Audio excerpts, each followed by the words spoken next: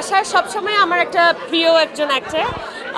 এবারও হি ওয়াজ ফ্যান্টাস্টিক এবং কেউ যে জীবনানন্দ দাশকে ধারণ করতে পারবে এটা আমরা আগে বুঝিনি, কিন্তু বাসায় দেখিয়ে দিয়েছে যে ও অবশ্যই পারে এবং এ ধরনের কাজের জন্য ও যে পারফেক্ট একজন কাস্ট এটা এই সিনেমা দেখে বোঝা যায়। আমরা খুবই হ্যাপি যে এতদিন ধরে চলেছে সিনেমাটা, আরো কয়েক সপ্তাহ চললে মনে হয় আমরা আরো কিছু দর্শকের সুযোগটা দিতে পারতাম সিনেমাটা দেখার।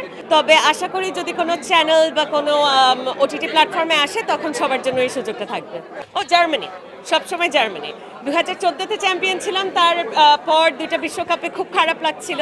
এবার দেখি কি হয়। ইকুয়েডরের কাছে হেরেছে জার্মানি, তবে ইকুয়েডর যেভাবে সেলিব্রেট করেছে তাদের এই জিতটা, তাদের এই ভিক্টরি, এটা it meant a lot to them. তো ওদের এই জেতাটা দেখেও আমার ভালো লেগেছে। স্মাইল বেবি ডায়াপার এর সুপার অ্যাবজর্পশন টেকনোলজি এখন দেয় 30% বেশি শোষণ ক্ষমতা।